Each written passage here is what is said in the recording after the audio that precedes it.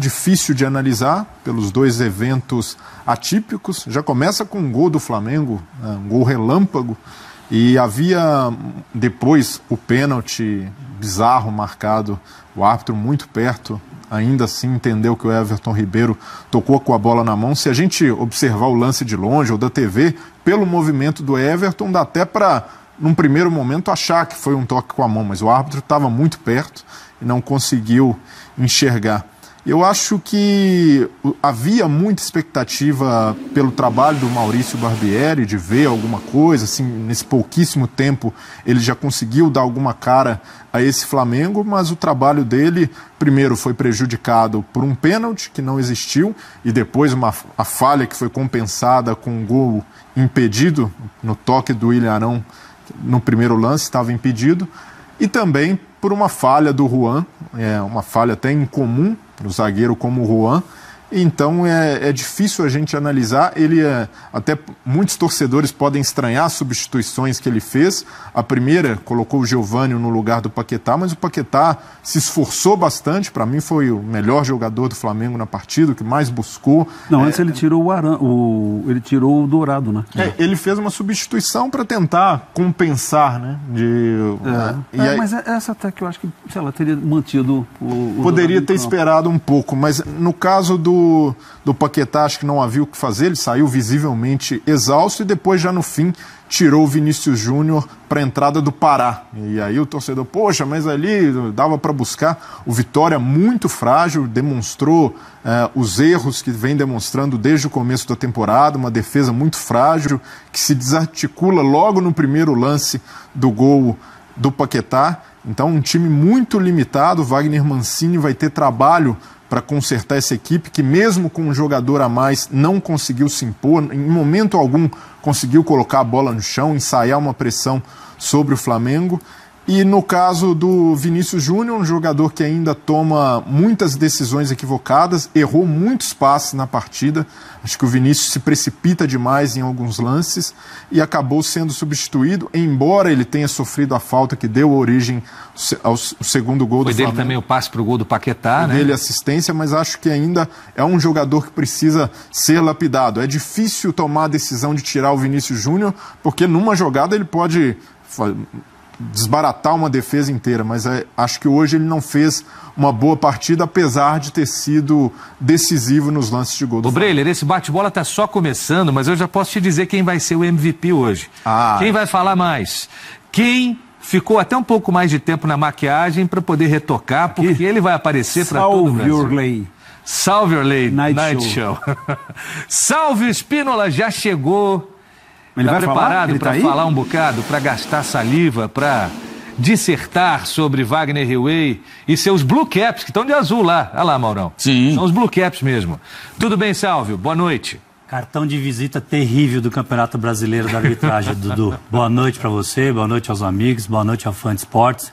Realmente, já no jogo Cruzeiro e Grêmio, já no Barradão, a CBF optou em não colocar o árbitro de vídeo, mas tem o árbitro adicional, a equipe é grande, está aqui a arbitragem do Mato Grosso, o árbitro FIFA, como a Gabriela Moreira acabou de trazer, segundo ano do Wagner Highway como árbitro internacional, como árbitro FIFA, seleto grupo de árbitros. Só um parêntese, Sálvio. Se cortasse a grana que se gasta com assistente adicional, os castanheiras, se somar a economia feita ao longo do campeonato, não dá para bancar um VAR?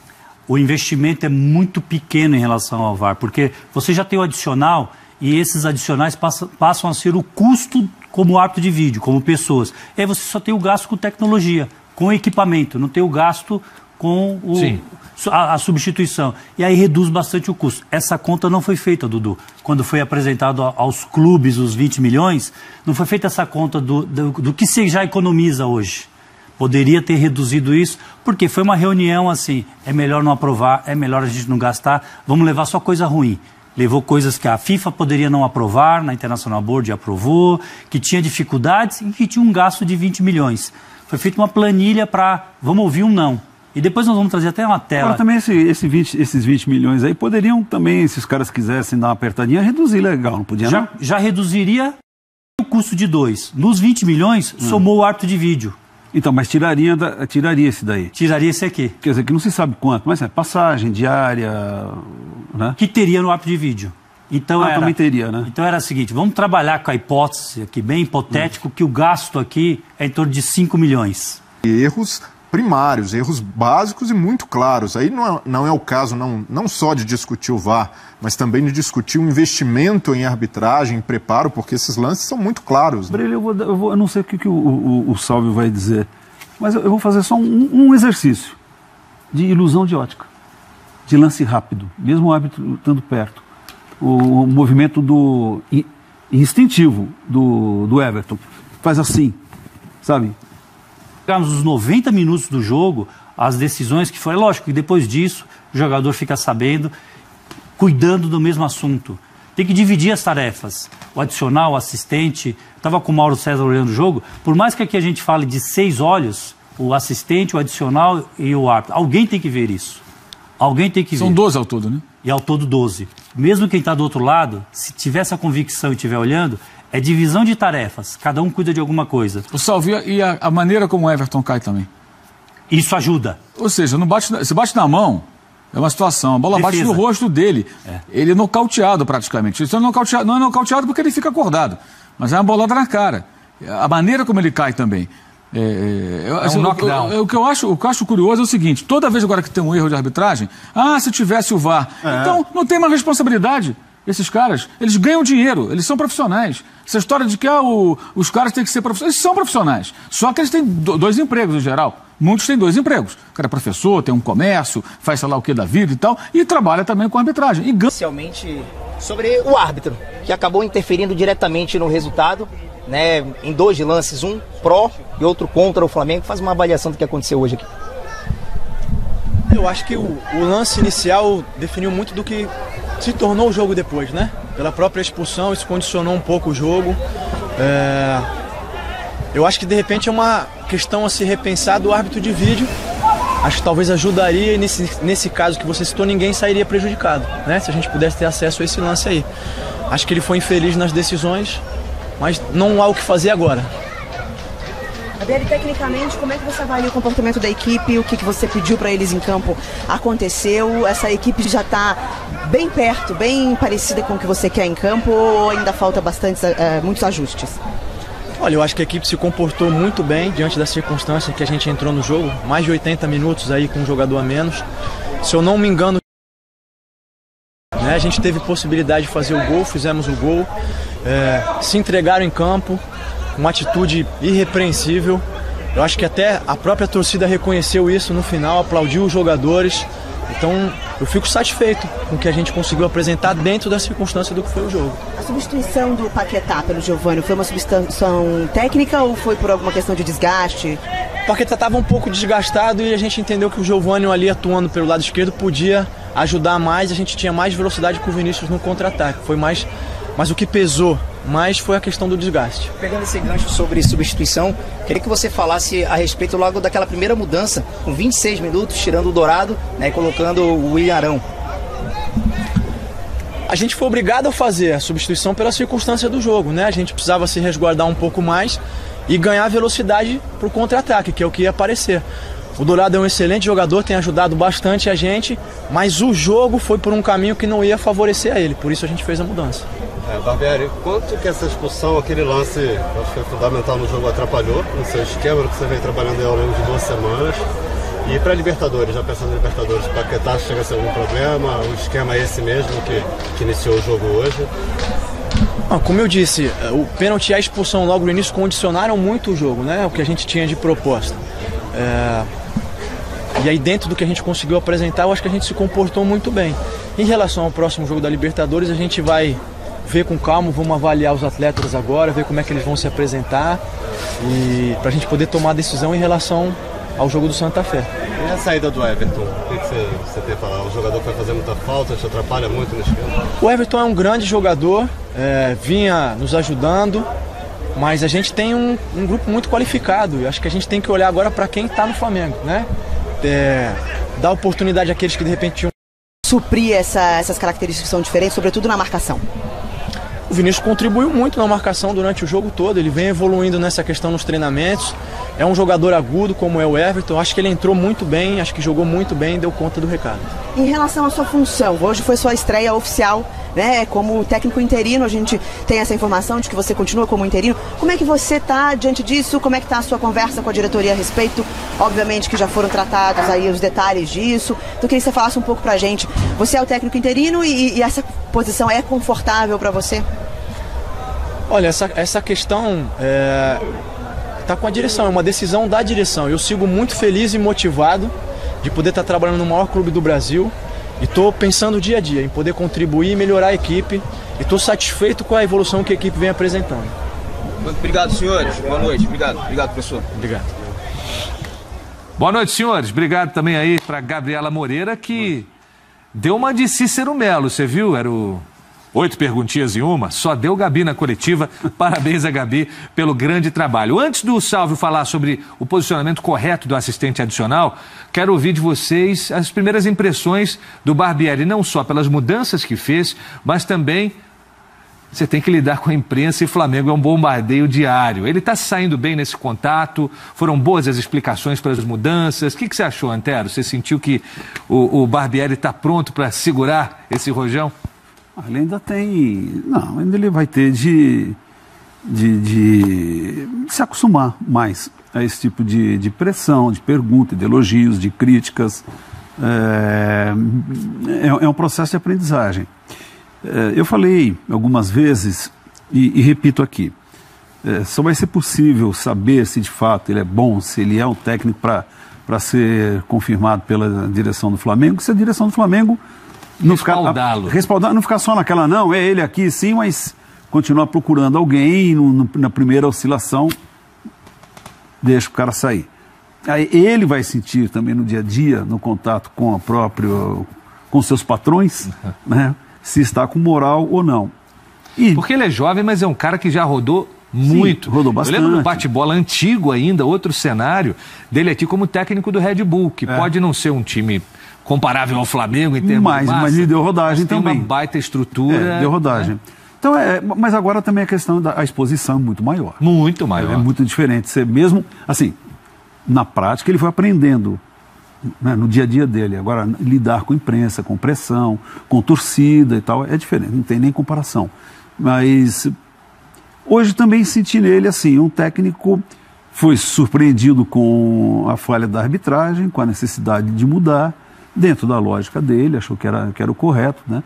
Talvez pudesse, outros técnicos também mais experimentados, talvez também saíssem nessa, não, quero recompor aqui o meu setor, meio campo, o sistema defensivo e saca um atacante, né?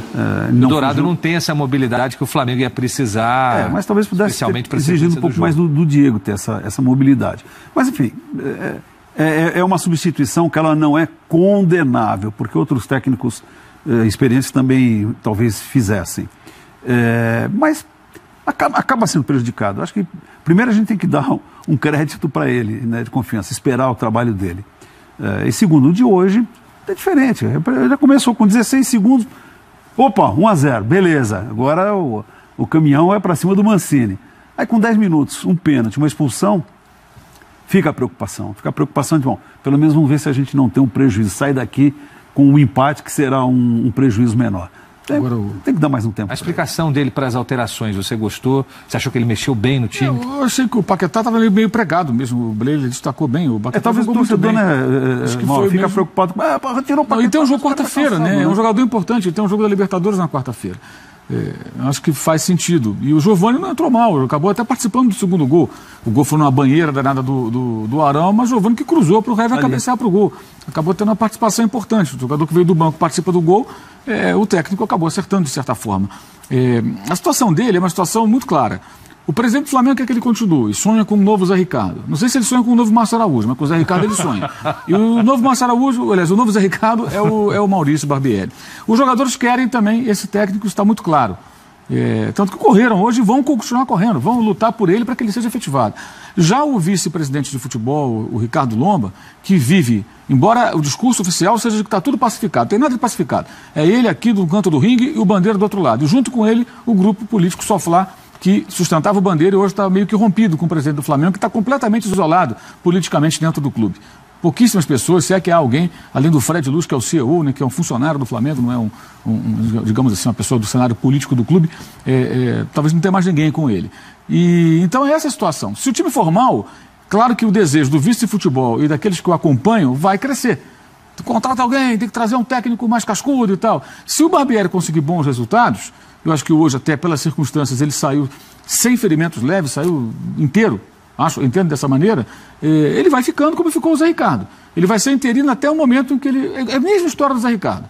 Puseram naquela época no lugar do Muricy para ver o que acontecia. Foi dando certo, e ele ficou e até lutou pelo título brasileiro. Agora, me chamou a atenção, estava aqui recuperando aqui na rede social e na internet as entrevistas na saída de jogo, o Hever e o Diego não muda a postura. Eu entendo que a gente sempre pede que os jogadores respeitem o juiz durante o jogo e tudo, mas eu não consigo entender a falta de indignação. O que aconteceu hoje, tudo bem, o gol do Vitória, o gol do Flamengo, o segundo, foi um impedimento ridículo, absurdo. Mas o prejuízo para o Flamengo é muito maior. Uma expulsão e um pênalti com 10 minutos pesam muito mais do que um gol impedido. Não tem como comparar. São 2 erros em um no começo do jogo. Você joga 80 minutos com um homem a menos. Então a arbitragem ela prejudicou muito mais o Flamengo do que o Vitória. E, de certa forma, tentou compensar, mas não chega nem a compensar. Né? Isso evidencia para mim a falta de força política do Flamengo, prejudicado contra o Emelec, prejudicado contra o River Plate, prejudicado hoje, e perdeu a Sul-Americana num pênalti bem maroto que foi dado para o Independente do Maracanã. O Flamengo não tem força política. O Flamengo não mandou ninguém no sorteio da Sul-Americana na Conmebol no Paraguai no passado. Pode isso, Salve? Você nem sequer ir à reunião? Pelo amor de Deus, para você acompanhar, saber como vai ser.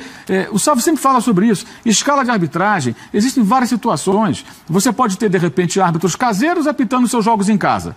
E árbitros que têm peito para marcar qualquer coisa apitando seus jogos fora de casa.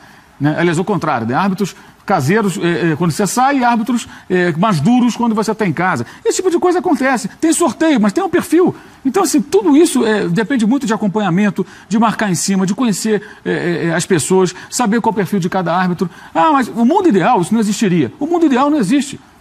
Estamos muito distante disso. Aí os jogadores importantes, como o Diego e o Hever, saem perdoando a arbitragem. Tinha que sair criticando a arbitragem. Com classe, com categoria, usando palavras adequadas, sem xingar ninguém, mas falando, o árbitro nos prejudicou e tal, mas não, coitado, ele não viu, não sei o quê. É um conformismo, uma bananice impressionante. Falta sangue, falta, sabe, mais de indignação. Indignação. Os caras estão em campo, aí, nós jogamos muito bem, lutamos muito, sem dúvida. Mas dá para falar as duas coisas. Olha, começo do jogo, muito prejudicado, foram duas decisões em uma que prejudicaram o Flamengo. Ok, mas o time lutou e tal, de fato lutou, merece elogio, os jogadores jogaram com empenho e conseguiram um ponto, poderiam ter perdido. Tem também o detalhe da fragilidade do adversário, o Vitória é um time muito fraco, né? Que o Inter, aliás, venceu com o frango do goleiro na Copa do Brasil, o que também é preocupante para o Internacional, né? Um rápido parênteses. Então, acho que essa característica é que não muda. Conformismo, aceitação da derrota, aceitação da arbitragem nociva ao clube. Você não vê isso em outros grandes clubes no Brasil. Às vezes até passam do ponto. Mas eu acho até melhor que passe um pouco do ponto do que você ser banana. E aceitar que as pessoas prejudiquem, que a arbitragem erre, e você está sempre perdoando. Emelec, uma bola na mão. Teve também um jogo no Carioca, que o Flamengo foi beneficiado. 1-0 do Botafogo, o impedimento do Rodolfo. Um jogo que não valia nada. Os jogos que valem, o Flamengo tem sido prejudicado, mas eles sempre aceitam. E o presidente erra na mão. Porque vai ali brigar no vestiário, no corredor, não é isso. Lugar certo para brigar. Vai na CBF, vai lá, briga, como o Salvo estava até lembrando, o Eurico Miranda, que não é exemplo para muita coisa, mas quando o João fez um gol de mão, ele acampou lá na CBF no dia seguinte. Mas na chegou verdade, lá antes do Marco Polo. O que acontece? Preventivo e não remendativo. Exato.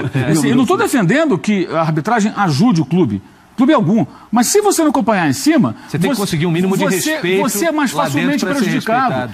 Na Libertadores, alguém prejudica o River e o Boca Juniors facilmente? O Boca especialmente. É fácil prejudicar o Boca? Não é fácil. Se o árbitro errar contra o Boca, ele sabe que as consequências são muito maiores do que se prejudicar o Flamengo, por exemplo. E o cara agora é presidente da República, até o ex do o Macri. É complicado em vários níveis. Que nem clube grande, importante, numa fase de glórias... tinha no seu corpo diretivo um ex-figurão de uma importante federação aqui do Brasil. Pô, informação sem nenhuma dica. O Salve vai lembrar quem é. O Salve cuidava bem da arbitragem. O Salve está rachando o bico, não vou pedir